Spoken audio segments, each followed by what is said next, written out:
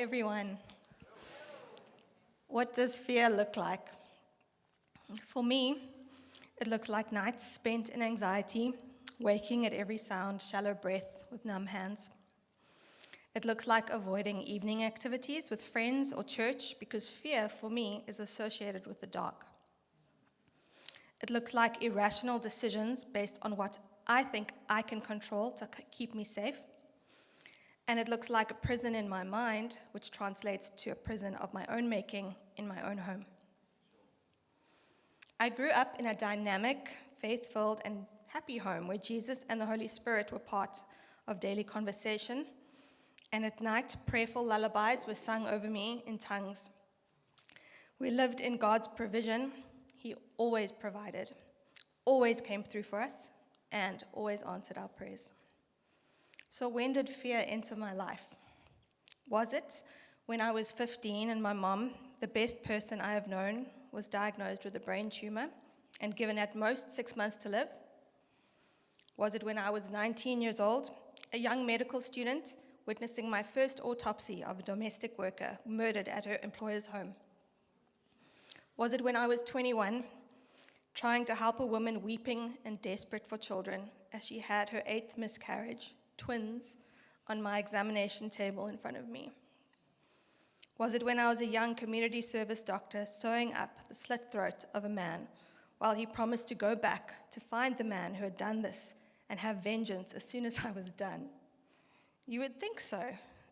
And on that note, I just want to ask you to always please pray for healthcare workers. You cannot imagine the trauma that they have gone through and go through every day. However, on reflection, those moments only later became part of debilitating flashbacks and anxiety attacks. No, fear came into my life in a different way. Back to my mom, and hers is an incredible story and testimony that I wish I had time to share today.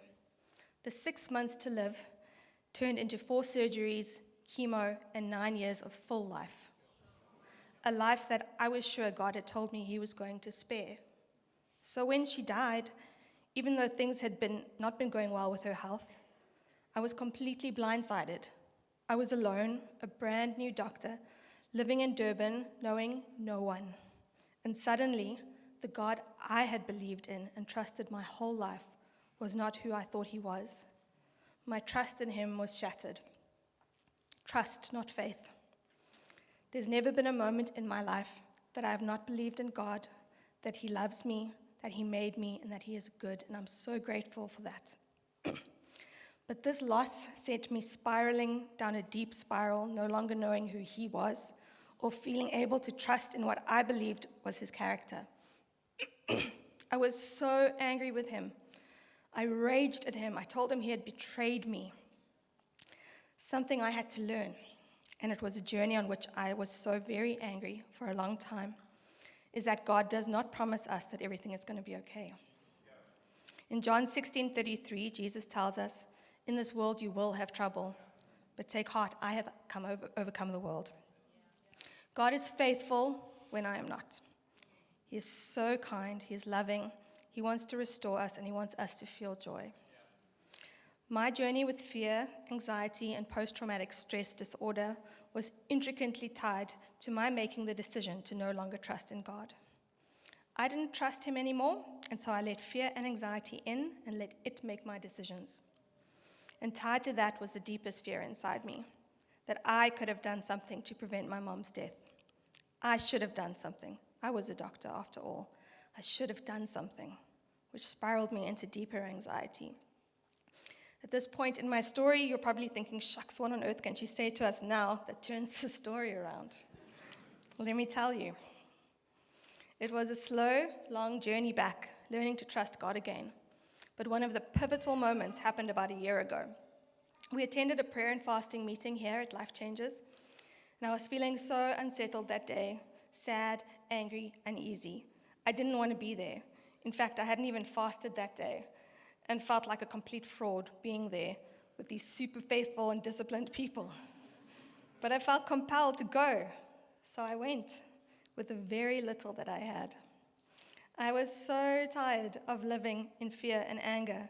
I was still grieving my mom 15 years later. stuck in this place of knowing I need to trust God, but not being physically able to do it. I remember praying, laying it all down at the foot of the cross, again, as I had so many times before. The difference is this time, I let it go completely. I didn't hold on to even a little bit of the control, just in case. I let it all go. And the Lord gave me a direct word through someone I had never met before. I can't tell you now what that word was. My brain doesn't work that way. But I remember the deep sense of relief and peace coming over me with tears pouring down my face, which is not like me at all, amazed that God would take the time to remind me of his love and faithfulness through a stranger. He took the little bit I had that day and turned things around. Since then, I have not been afraid. Sure.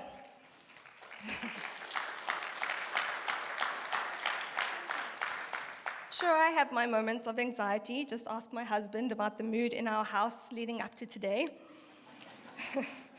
But there's now an accompanying clarity. I'm able to see through the chaos in my mind and give it to God because he has overcome the world. I will never understand why my mom died, but I can tell you that God has brought such beauty out of the tragedy of her death. He has healed me of my fear. He has overcome. Francois Fenelon, who was an archbishop that lived in the 1650s, said the following, which I think is so beautiful. What are you afraid of? Let God act. Abandon yourself to him. You will suffer, but you will suffer with love, peace, and consolation.